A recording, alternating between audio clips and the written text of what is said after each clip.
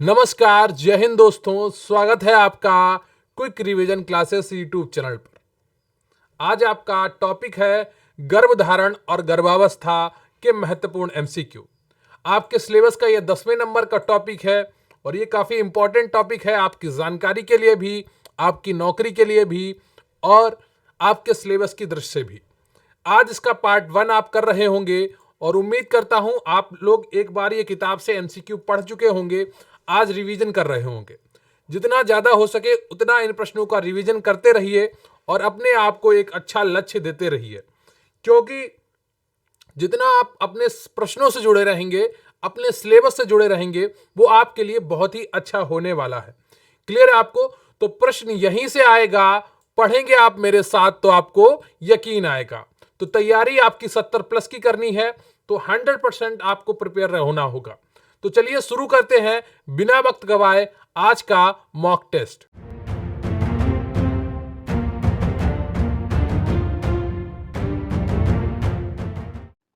तो इससे पहले कि मैं आपका मॉक टेस्ट शुरू करूं, मैं आपको एक छोटी सी जानकारी देता हूं कि मुख्य सेव का स्पेशल पीडीएफ बैच हमारे चैनल पर चल रहा है, जिसकी फीस मात्र 505 रुपए है।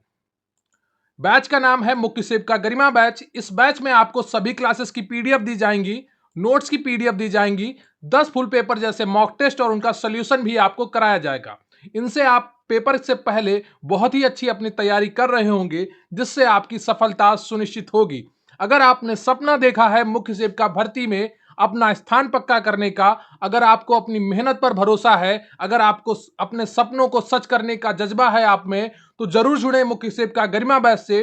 व्हाट्सएप नंबर है 94 533 66 279। इस पर व्हाट्सएप करें या टेलीग्राम पर क्यूआरसी हेल्प सर्च करें। इसका लिंक भी आपको डिस्क्रिप्शन बॉक्स में मिल जाएगा। इस बैच में आपको क्या क्या मिलेगा? 3 चरणों में आपकी पूरी तैयारी कराई जाएगी। एक बार आपको थ्योरी पढ़ाई जाएगी, फिर पूरा एमसीक्यू से आपका रिवीजन कराया जाएगा और फिर वन लाइनर से रिवीजन कराया जाएगा।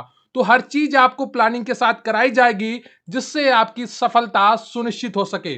जिन्होंने 2-2 हजार रुपए में ऑनलाइन बैच लिए हैं वो सभी रो रहे हैं, उनकी क्लासेस लगातार नहीं चल रही हैं, उनका एक बार भी सिलेबस पूरा होने की उम्मीद नहीं है। लेकिन आपको गरिमा बैच में 3 बार सिलेबस पढ़ाया जाएगा। एक बार आपको पूरा क्लासेस की पीडीएफ और नोट्स थ्योरी के माध्यम से, फिर आपको पूरा एमसीक्यू के माध्यम से और फिर आपको वन लाइनर के माध्यम से। जब 3 बार आप पूरा सिलेबस देख चुके होंगे तो एक एक चीज आपके दिमाग में बैठ चुकी होगी और आपका सिलेक्शन हर हाल में पक्का होगा। तो अगर आपने सपना देखा है इस भर्ती में अपना स्थान पक्का करने का, तो मात्र 505 रुपए में जुड़े इस बैच से और अपनी जिंदगी का सफर तय करें, बहुत ही स्वाभिमान के साथ, बहुत ही सम्मान के साथ। तो जरूर जुड़िए मुख्य सेव का गरिमा बैच से, निश्चित रूप से आपका फायदा होगा। तो व्हाट्सएप नंबर 94 533 66 279, इस पर मैसेज करिए, वहां पर आपको पूरी जानकारी प्रोवाइड कर दी जाएगी। लेकिन उससे पहले आज का आपका प्रश्न है कि 2009 में सुरेश तेंदुलकर समिति ने इसे परिभाषित किया। तो बताइए 2009 में सुरेश तेंदुलकर समिति ने किसे परिभाषित किया था? ऑप्शन ए है आपका भ्रष्टाचार, बी है सांप्रदायिकता, सी है गरीबी रेखा और डी है आपका साइबर अपराध। तो बताइए 2009 में सुरेश तेंदुलकर ने जो समिति बनी थी किसे परिभाषित किया था? इसका उत्तर आप अभी कमेंट बॉक्स में लिख दीजिए। क्लास के अंत में मैं आपको इसका सही उत्तर बताऊंगा। तो 2009 में सुरेश तेंदुलकर समिति ने किसे परिभाषित किया था, इसका उत्तर आप कमेंट बॉक्स में जरूर लिखें। तो आज का पहला प्रश्न है आपका, स्त्री में कौन सी जीन संगठक पाया जाता है? बताइए, स्त्री में कौन सी जीन संगठक पाया जाता है? क्या एक्स एक्स पाया जाता है, क्या एक्स वाई पाया जाता है, या सिर्फ एक्स पाया जाता है, या सिर्फ वाई पाया जाता है? बताइए एबीसीडी में कौन सा ऑप्शन आपका सही हो जाएगा? स्त्री में कौन सा जीन संगठक पाया जाता है? तो पहले का जो सही ऑप्शन है आपका वो ए है। क्लियर है आपको? एक्स एक्स पाया जाता है स्त्री में। क्लियर है आपको? तो स्त्रियों में एक्स एक्स लिंग गुणसूत्र पाए जाते हैं। निषेचन के दौरान पुरुष एक्स वाई और स्त्री एक्स एक्स के गुणसूत्रों के मिलने से बालक या बालिका का जन्म होता है। क्लियर है आपको? तो ए ऑप्शन आपका बिल्कुल सही है। अगला प्रश्न है आपका, मनुष्य में कौन से क्रोमोसोम के मिलने से बालक का जन्म होता है? बताइए, मनुष्य में कौन से क्रोमोसोम के मिलने से बालक का जन्म होता है? ऑप्शन ए है आपका स्त्री का एक्स और पुरुष का एक्स, बी ऑप्शन है स्त्री का एक्स और पुरुष का वाई, सी ऑप्शन है स्त्री का वाई और पुरुष का एक्स और डी ऑप्शन है आपका स्त्री का वाई और पुरुष का वाई। तो बताइए मनुष्य में कौन से क्रोमोसोम के मिलने से बालक का जन्म होता है? तो दूसरे का कौन सा ऑप्शन आपका सही हो जाएगा, जल्दी से बताइए। तो दूसरे का तो जो सही ऑप्शन है आपका वो बी है। क्लियर है आपको? बी ऑप्शन आपका बिल्कुल सही है। स्त्री का एक्स और पुरुष का वाई, गुणसूत्र जब मिलते हैं तो एक बालक का जन्म होता है। मानव में संतान के लिंग निर्धारण में पुरुषों की महत्वपूर्ण भूमिका होती है क्योंकि पुरुषों में एक्स वाई लिंग गुणसूत्र पाए जाते हैं जबकि स्त्रियों में एक्स एक्स गुणसूत्र पाए जाते हैं। निषेचन में एक्स वाई क्रोमोसोम के मिलने से ही बालक का जन्म होता है। क्लियर है आपको? तो बी ऑप्शन आपका बिल्कुल सही है दूसरे का। अगला प्रश्न है आपका, मादा जनन पथ में पहुंचने के पश्चात मानव शुक्राणु अपने निषेचन क्षमता कितने समय तक सुरक्षित रखते हैं? बताइए इनमें से कौन सा ऑप्शन आपका सही हो जाएगा। मादा जनन पथ पे पहुंचने के पश्चात मानव शुक्राणु अपनी निषेचन क्षमता कितने समय तक सुरक्षित रखते हैं? ऑप्शन ए है आपका 12 घंटे के लिए, बी है 24 घंटे के लिए, सी है 48 घंटे के लिए और डी है आपका 72 घंटे के लिए। तो बताइए इनमें से कौन सा ऑप्शन आपका सही हो जाएगा। मादा जनन पथ में पहुंचने के पश्चात मानव शुक्राणु अपनी निषेचन क्षमता कितने समय तक सुरक्षित रखते हैं? तो तीसरे का कौन सा ऑप्शन आपका सही हो जाएगा, जल्दी से बताइए। तो तीसरे का जो सही ऑप्शन है आपका वो डी है, 72 घंटों के लिए, लगभग 3 दिनों के लिए। क्लियर है आपको? 3 दिनों के लिए अपनी निषेचन क्षमता को सुरक्षित रखते हैं। तो मादा जनन पथ पे, यहां पर पच नहीं होगा, पथ होगा, ठीक है। पहुंचने के पश्चात शुक्राणु अपनी निषेचन क्षमता 72 घंटे तक बनाए रखते हैं। क्लियर है आपको? अगला प्रश्न है आपका, निषेचन की क्रिया कहां पर संपन्न होती है? बताइए निषेचन की क्रिया कहां पर संपन्न होती है? ऑप्शन ए है आपका गर्भाशय में, बी है डिंब वाहिनी नली में, सी है अंडाशय में, डी है योनि मार्ग में। तो बताइए इनमें से कौन सा ऑप्शन आपका सही हो जाएगा। निषेचन की क्रिया कहां पर संपन्न होती है? तो चौथे का कौन सा ऑप्शन आपका सही हो जाएगा, जल्दी से बताइए। तो चौथे का जो सही ऑप्शन है आपका वो बी है, डिंब वाहिनी नली में। क्लियर है आपको? तो बी ऑप्शन आपका बिल्कुल सही है। तो मनुष्य में निषेचन की क्रिया डिंब वाहिनी नली में संपन्न होती है जिसे इंग्लिश में फैलोपियन ट्यूब कहते हैं, जहां पर नर युग्मक शुक्राणु और मादा युग्मक अंडाणु के निषेचन द्वारा युग्मनज का निर्माण होता है जिसे जाइगोट कहते हैं। क्लियर आपको? तो ये चीजें आपको ध्यान रखनी है, लेकिन आपको यह भी ध्यान रखना है कि नर का शुक्राणु भी परिपक्व होना चाहिए और मादा का अंडाणु भी परिपक्व होना चाहिए, तभी निषेचन की क्रिया संभव है। अगला प्रश्न है आपका, मनुष्य में सामान्य गर्भकाल कितने दिनों का होता है? बताइए मनुष्य में सामान्य गर्भकाल कितने दिनों का होता है? ऑप्शन ए है आपका 150 दिन, बी है 200 दिन, सी है 266 दिन, डी है 300 दिन। तो बताइए इनमें से कौन सा ऑप्शन आपका सही हो जाएगा पांचवें का। बताइए मनुष्य में सामान्य गर्भकाल कितने दिनों का होता है? 150 दिन, 200 दिन, 266 दिन, 300 दिन। देखिए आपने 280 पढ़ रखा होगा, 40 सप्ताह पढ़ रखा होगा, लेकिन कई बार क्या होता है हमें ऑप्शन को देखकर जो सबसे सुटेबल होता है उसको उत्तर देना होता है। क्लियर है आपको? जो सबसे नजदीक का होता है। क्लियर है आपको? तो यहां पर कौन सा उस ट्रिक से, जो ये आपकी सबसे नजदीक वाली ट्रिक है, जो वेस्ट सुटेबल आंसर वाली ट्रिक है, उसके हिसाब से यहां पर कौन सा सही हो सकता है, उसके अनुसार यहां पर सी सही हो सकता है। क्लियर आपको? 266 दिन, सी ऑप्शन आपका बिल्कुल सही हो जाता है। तो गर्भकाल का गर्भाधान और जन्म के समय के बीच के काल को कहते हैं। मनुष्य में गर्भकाल का आदर्श समय 266 दिन या 38 सप्ताह माना जाता है। क्लियर है आपको? अगला प्रश्न है आपका, मानव भ्रूण का हृदय कितने दिनों में स्पंदन करने लगता है? बताइए मानव भ्रूण का हृदय कितने दिनों में स्पंदन करने लगता है? ऑप्शन ए है आपका अपने परिवर्धन के 7वें दिन में, ऑप्शन बी है अपने परिवर्धन के 21वें दिनों में, सी ऑप्शन है अपने परिवर्धन के 28वें दिनों में। बताइए परिवर्धन होगा, यहां पर तन नहीं होगा, ठीक है, और अपने परिवर्धन के 42वें दिनों में। तो बताइए एबीसीडी में कौन सा ऑप्शन आपका सही हो जाएगा। मानव भ्रूण का हृदय कितने दिनों में स्पंदन करने लगता है? बताइए यहाँ पे धा होगा, ये आप ध्यान रखिएगा, ठीक है। यहाँ पर ता की जगह पे धा होगा, यहाँ पर भी। बताइए मानव भ्रूण का हृदय कितने दिनों में स्पंदन करने लगता है? तो छठे का जो सही ऑप्शन है आपका वो सी है। क्लियर है आपको? 28 दिनों में। तो मानव भ्रूण का हृदय अपने परिवर्धन के 28 दिनों में स्पंदन करने लगता है। भ्रूणीय विकास के तीसरे से 8वें सप्ताह को भ्रूण विकास काल कहते हैं। क्लियर है आपको? आपका अगला प्रश्न है, कौन सी कला परिवर्तनशील भ्रूण के शुष्कन से रक्षा करती है? बताइए कौन सी कला परिवर्तनशील भ्रूण की शुष्कन से रक्षा करती है? ऑप्शन ए है आपका अपरा पोशिका एलेंटाइस, बी है जरायु कोरियान, सी है उल्व एमनियन और डी है आपका पित्तक कोश। तो बताइए एबीसीडी में कौन सा ऑप्शन आपका बिल्कुल सही है? कौन सी कला परिवर्तनशील भ्रूण की शुष्कन से रक्षा करती है? तो सातवें का जो सही ऑप्शन है आपका वो सी है। क्लियर है आपको? सी ऑप्शन आपका बिल्कुल सही है, उल्व एमनियन। क्लियर है आपको? तो उल्व या एमनियन में उल्वी तरल भरा रहता है जो कि भ्रूण को नम बनाए रखने, बाहरी दबाव तथा धक्कों आदि से इसकी सुरक्षा रखने का कार्य करता है। क्लियर है आपको? तो सी ऑप्शन आपका बिल्कुल सही हो जाता है सातवें का।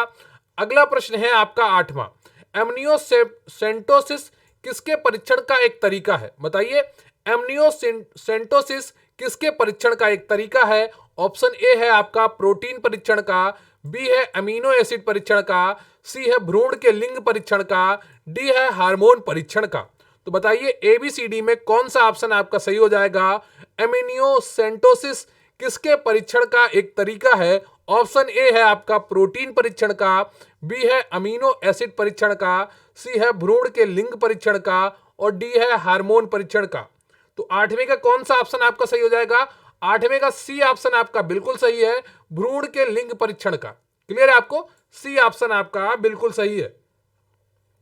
तो एनिमियोसेंटेसिस गर्भवती महिलाओं में किया जाने वाला एक प्रसव पूर्ण परीक्षण है जिसके तहत विभिन्न प्रकार के जन्म दोषों जैसे डाउन सिंड्रोम तथा गुणसूत्र विषमता आदि का परीक्षण किया जाता है। इसके माध्यम से भ्रूण का लिंग परीक्षण भी किया जा सकता है। क्लियर है आपको? अगला प्रश्न है आपका, संभाव्य गर्भपात अवस्था कितनी अवधि की होती है? बताइए संभाव्य गर्भपात अवस्था कितनी अवधि की होती है? ऑप्शन ए है आपका 10 से 12 सप्ताह, बी है 24 से 28 सप्ताह, सी है 12 से 24 सप्ताह और डी है आपका 30 से 32 सप्ताह। तो बताइए एबीसीडी में कौन सा ऑप्शन आपका सही हो जाएगा? 9वें का। तो 9वें का जो सही ऑप्शन है आपका वो बी है। क्लियर है आपको? बी ऑप्शन आपका बिल्कुल सही है, 24 से 28 सप्ताह के मध्य में। अगला प्रश्न है आपका, आदतन गर्भपात का मुख्य कारण क्या है? बताइए आदतन गर्भपात का मुख्य कारण क्या है? ए ऑप्शन है प्रोटीन की कमी, बी है आयरन की कमी, सी है प्रोजेस्टेरोन की कमी और डी है आपका एस्ट्रोजन की कमी। बताइए आदतन गर्भपात का मुख्य कारण क्या है? ऑप्शन ए है आपका प्रोटीन की कमी, बी है आयरन की कमी, सी है प्रोजेस्टेरोन की कमी और डी है आपकी एस्ट्रोजन की कमी। तो बताइए एबीसीडी में कौन सा ऑप्शन आपका सही हो जाता है? तो 10वें का जो सही ऑप्शन है आपका वो सी है। क्लियर है आपको? प्रोजेस्टेरोन की कमी। क्लियर है आपको? सी ऑप्शन आपका बिल्कुल सही हो जाता है। तो आदतन गर्भपात का मुख्य कारण प्रोजेस्टेरोन की कमी होना है। इसमें गर्भाशय के मध्य की ओर पाई जाने वाली आंतरिक संवरणी कभी कभी ढीली हो जाती है जिससे भ्रूण रुकता नहीं है और फिसल कर यहां पर प्रीवा नहीं होगा, ग्रीवा होगा। ठीक है, ग्रीवा तक आ जाता है, इससे प्रसव पीड़ा नहीं होती है। अगला प्रश्न है आपका, गर्भपात कितने प्रकार का होता है? बताइए ए ऑप्शन में 3 दिया है, बी में 5 दिया है, सी में 7 दिया है, डी में 9 दिया है। तो अलग अलग किताबों में अलग अलग प्रकार के गर्भपात बताए गए हैं, इनकी संख्या अलग अलग बताई गई है। तो जो यूथ की बुक है उसमें 9 लिखे हैं, ठीक है। जो विद्या वाली है उसमें 5 लिखे हैं। क्लियर है आपको? तो मैं आपको अभी सभी बता दूंगा। वैसे कोई संख्या निश्चित नहीं है कि इतने ही प्रकार के होते हैं, कहीं कहीं पर पूरे बता दिए गए हैं, कहीं कहीं पर कम बताए गए हैं। क्लियर है आपको? तो गर्भपात कितने प्रकार के होते हैं? इस क्वेश्चन के अनुसार 9 प्रकार के होते हैं। ठीक है, डी ऑप्शन आपका बिल्कुल सही है। ये यूथ का क्वेश्चन है तो उस बुक के अनुसार 9 प्रकार के होते हैं, लेकिन कई बुक में 5 प्रकार के भी लिखे हैं। वो कौन कौन से हैं अभी मैं आपको बता दूंगा। एक संभाव्य गर्भपात, बी अनिवार्य गर्भपात, दूसरा तीसरा अपूर्ण गर्भपात, चौथा पूर्ण गर्भपात, पांचवा अप्राप्त या लुप्त गर्भपात, छठा है प्रेरित गर्भपात और सातवां है सेप्टिक गर्भपात, आठवां आतंक गर्भपात, नौवां है चिकित्सीय गर्भपात। क्योंकि बहुत से लोग अभी फोटो भेज के पूछने लगते हैं कि ये कौन सा इसमें से पढ़ें क्या है, तो इसलिए मैंने ये यूथ वाला भी आपको बता दिया है। और जो विद्या वाले में गर्भपात लिखे हैं 5, वो कौन से हैं वो आप समझ लीजिए। उसमें लीन गर्भपात है, संभावित गर्भपात है यानी कि थ्रेटेंड गर्भपात, पूर्ण गर्भपात यानी कि कंप्लीट गर्भपात, और अपरिहार्य गर्भपात यानी कि इनवाइटेबल एबॉर्शन, और अपूर्ण गर्भपात यानी कि इनकम्प्लीट गर्भपात, और विषाक्त गर्भपात यानी कि सेप्टिक अबॉर्शन, और इसके अलावा होता है आपका सिजेरियन गर्भपात यानी कि चिकित्सीय गर्भपात। क्लियर है आपको? तो गर्भपात यहां पर 9 प्रकार के दिए गए हैं यूथ वाली बुक में। बाकी मैं आपको अलग से पूरा एक पीडीएफ दे दूंगा गर्भपात के बारे में, जिसमें पूरा लिखा होगा इस चैप्टर के बारे में। उसकी आप चिंता मत करिए, गरिमा बैच में आपको वो पीडीएफ पूरी मिल जाएगी, और बहुत अच्छी पीडीएफ होगी जिसे आप आसानी से प्रिंट भी करवा सकेंगे। क्लियर है आपको? तो वो आपको पीडीएफ प्रिंट करने के लिए मिल जाएगी। अगर आप मुझे पर्सनल मैसेज करेंगे तो आपको गरिमा बैच वालों को वो मिल जाएगी। क्लियर है आपको? तो गर्भकालीन विषाक्तता कितने प्रकार की होती है बताइए? गर्भकालीन विषाक्तता कितने प्रकार की होती है, यह आपका 12वां प्रश्न है। तो इसका सही उत्तर क्या हो जाएगा? 1, 2, 3, 4, 5। कौन सा ऑप्शन इसका सही है? इसका सही ऑप्शन है ए, 2 प्रकार की होती है। क्लियर है आपको? तो ये कौन कौन से प्रकार की होती है? एक तो होती है आपकी तीव्र विषाक्तता, यहां पर तीव्र छूट गया है तो आप ध्यान रखिएगा, ठीक है। एक होती है तीव्र विषाक्तता, जिसे इंग्लिश में कहते हैं एक्यूट कंडीशन, ठीक है। क्या कहते हैं? एक्यूट। जिन्होंने होम्योपैथी दवा ली होगी तो वहां पे वो एक्यूट को समझते होंगे। एक्यूट क्या होती है? जो बिल्कुल तुरंत होती है ना, तो उसको तीव्र विषाक्तता कहते हैं, ठीक है, एक्यूट कंडीशन। और दूसरी होती है दीर्घावधि विषाक्तता। तो ये क्या होती है? ये दीर्घकालिक होती है, दीर्घ समय से होती है, तो इसको कहते हैं क्रोनिक विषाक्तता। क्लियर है आपको? तो विषाक्तता का अर्थ है रक्त में विष का समाहित होना। गर्भकालीन विषाक्तता एक गंभीर समस्या है। क्लियर है आपको? अगला प्रश्न है आपका, गर्भकालीन तीव्र विषाक्तता गर्भावस्था की किस अवधि में प्रकट होती है बताइए? गर्भकालीन जो तीव्र विषाक्तता होती है वो गर्भावस्था की किस अवधि में प्रकट होती है? ऑप्शन ए है आपका 10वें सप्ताह में, बी है 12वें सप्ताह में, सी है 20वें सप्ताह में, और डी है आपका 24वें सप्ताह में। तो बताइए कौन सा ऑप्शन आपका सही हो जाएगा 13वें का? तो 13वें का जो सही ऑप्शन है आपका वो डी है। क्लियर है आपको? डी ऑप्शन आपका बिल्कुल सही है 13वें का। तो गर्भकालीन तीव्र विषाक्तता सामान्यतः गर्भावस्था के 24वें सप्ताह में प्रकट होती है। इसकी 2 अवस्थाएं होती हैं, पहली प्री एक्लेम्सिया तथा दूसरी एक्लेम्सिया, ठीक है। पहली होती है प्री एक्लेम्सिया, दूसरी होती है एक्लेम्सिया। वहां पर जो यूथ की कंपटीशन की बुक है वहां पर एक्लेम्सी मां लिख गया है यहां पर, ठीक है, लेकिन ये सिया होता है, इतना आप ध्यान रखिएगा, ठीक है। यहां पर मां लिखा है लेकिन ये सिया होता है, इतना आप ध्यान रखिए, वहां पर सीमा लिखा है। क्लियर है आपको?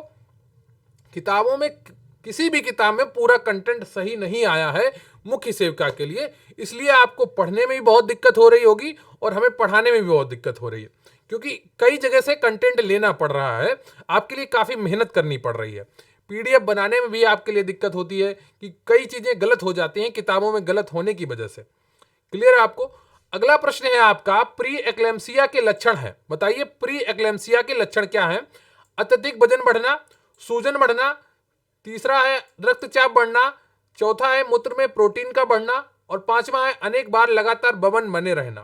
तो बताइए ये जो सारे कूट दिए हैं वो कौन कौन से सही हैं? ए में दिया है 1 2 3, बी में दिया है 2 3 4, सी में दिया है 1 2 3 4 5, और डी में दिया है 3 4 5। तो बताइए प्री एक्लेम्सिया के लक्षण क्या है बताइए? अत्यधिक वजन बढ़ना, सूजन बढ़ना, रक्तचाप बढ़ना, मूत्र में प्रोटीन का बढ़ना, अनेक बार लगातार बमन बने रहना। तो बताइए कौन सा ऑप्शन आपका सही है? तो 14वें का जो सही ऑप्शन है आपका वो सी है। 1 2 3 4 5 यानी कि ये सभी लक्षण होते हैं, सूजन बढ़ना, रक्तचाप बढ़ना, मूत्र में प्रोटीन का बढ़ना, और अनेक बार लगातार बमन बने रहना, अत्यधिक वजन बढ़ना, ये सब किसके लक्षण है? प्री एक्लेम्सिया के लक्षण है। तो सी ऑप्शन आपका बिल्कुल सही हो जाता है। क्लियर है आपको?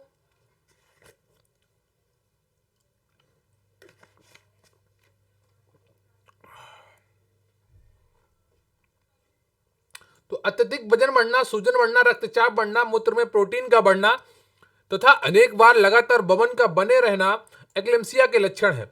इसके उपचार के लिए शीघ्र ही डॉक्टर से सहायता लेनी चाहिए। एक्लेम्सिया में इन्हीं लक्षणों की मात्रा में वृद्धि हो जाती है। क्लियर है आपको? जो प्री एक्लेम्सिया होता है और एक्लेम्सिया होता है जो, क्लियर है आपको? अगला प्रश्न है आपका, बच्चे को ईश्वर का अंग मानना चाहिए तो वह आपकी संपत्ति है और ना ही आपका खिलौना है। वह तो आपके पास ईश्वर और मनुष्यता की एक धरोहर है। यह प्रसिद्ध उक्ति किसकी है? बताइए। 15वें का जो क्वेश्चन है इसका सही ऑप्शन क्या है? ऑप्शन ए है आपका श्री राजेंद्र प्रसाद, बी है सर्वपल्ली राधाकृष्णन, सी है महात्मा गांधी और डी है जाकिर हुसैन। तो 15वें का कौन सा ऑप्शन आपका सही हो जाएगा? जल्दी से बताइए। तो 15वें का जो सही ऑप्शन है आपका वो डी है, श्री जाकिर हुसैन। क्लियर है आपको?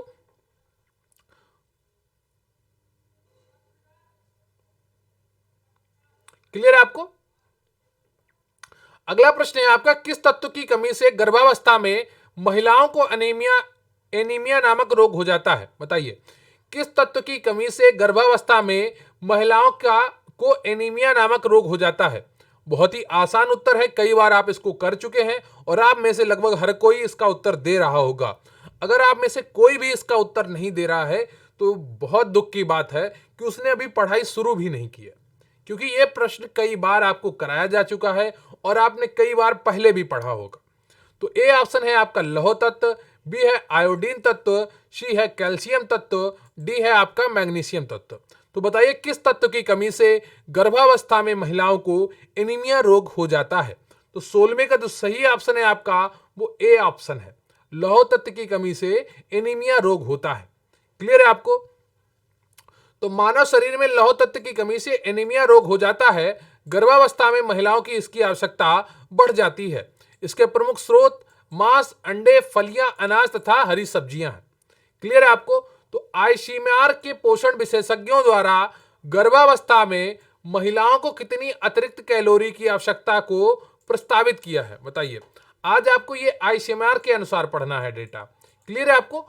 आईसीएमआर के अनुसार जो उसके पोषण विशेषज्ञों के द्वारा गर्भावस्था में महिलाओं को कितनी अतिरिक्त कैलोरी की आवश्यकता को प्रस्तावित किया गया है? ऑप्शन ए है आपका 100 कैलोरी, बी है 200 कैलोरी, सी है 300 कैलोरी और डी है आपका 400 कैलोरी।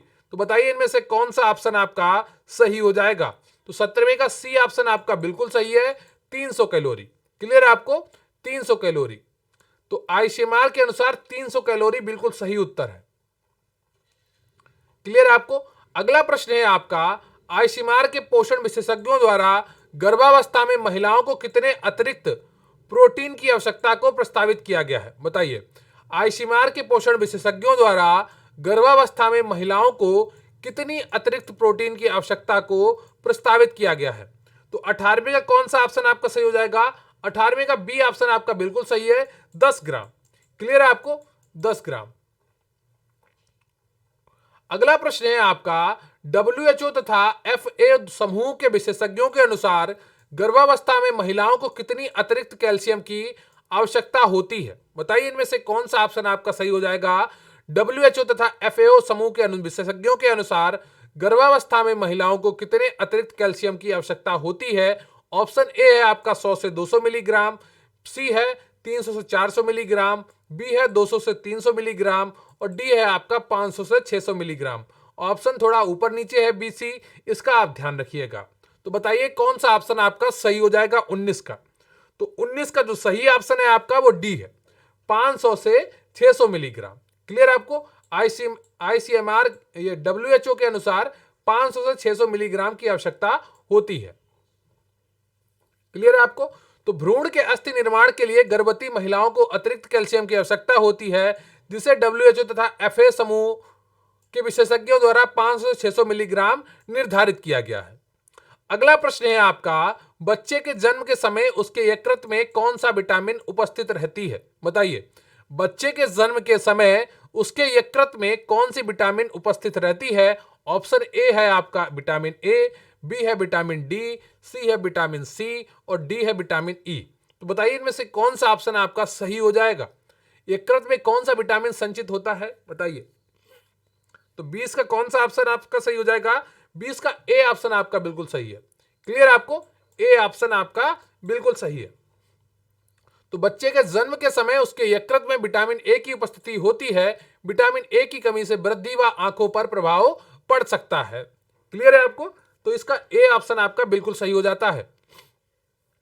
तो आज का आपका प्रश्न था कि 2009 में सुरेश तेंदुलकर समिति ने किसे परिभाषित किया? तो ऑप्शन ए था आपका भ्रष्टाचार, बी सांप्रदायिकता, सी गरीबी रेखा, डी साइबर अपराध। तो इसका जो सही उत्तर है आपका वो सी है, गरीबी रेखा को परिभाषित किया था। 2009 में सुरेश तेंदुलकर समिति ने गरीबी रेखा को परिभाषित किया था। इसका चैप्टर पूरा आपको पढ़ाया गया है गरिमा बैच में, गरीबी चैप्टर में। तो इस समिति के बारे में वहां से आप पूरी जानकारी ले लेंगे। बाकी संक्षिप्त में आप इतना समझ लीजिए कि 2009 में सुरेश तेंदुलकर समिति ने गरीबी रेखा को परिभाषित किया था। क्लियर आपको? गरीबी और गरीबी रेखा से नीचे के लोगों के आकलन में उनका व्यापक योगदान था। क्लियर है आपको? तो ये रहा आपका पूरा आज का टॉपिक। तो गर्भधारण और गर्भावस्था के महत्वपूर्ण एमसीक्यू पार्ट 1 आज आपने कंप्लीट किया। यह आपका टॉपिक 10 का रिवीजन था पूरा। उम्मीद करता हूं आपने एक एक प्रश्न को ध्यान से सुना होगा और पूरी वीडियो को अभी तक अंत तक देखा होगा। और प्लीज वीडियो को लाइक कर लीजिएगा, चैनल को सब्सक्राइब कर लीजिएगा। आपके कमेंट्स बहुत महत्वपूर्ण होते हैं, तो कमेंट करके जरूर बताइएगा कि आज की क्लास कैसी लगी आपको, आज का मॉक टेस्ट कैसा लगा आपको, आज आपके कुल कितने प्रश्न सही हुए हैं। अगर आपका कोई सुझाव है या कोई समस्या है तो उसे भी आप कमेंट बॉक्स में जरूर लिख सकते हैं, आपकी पूरी हेल्प की जाएगी। उम्मीद करता हूं कि आप लोग निरंतर पढ़ाई कर रहे होंगे।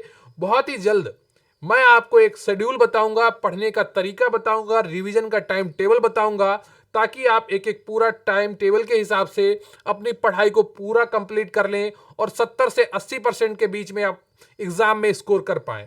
तो टॉपिक 10 का अगला पार्ट आपको अगली क्लास में मिलेगा, यानी कि कल। बस अपनी तैयारी पूरी करते रहिए, अपने आप पर फोकस बनाकर रखिए, अपने लक्ष्य को ध्यान में रखिए। मेरी शुभकामनाएं सदैव आपके साथ रहेंगी। प्लीज वीडियो को लाइक कर लीजिएगा, चैनल को सब्सक्राइब कर लीजिएगा। बहुत बहुत धन्यवाद आपका। Thank you very much. जय हिंद, जय भारत।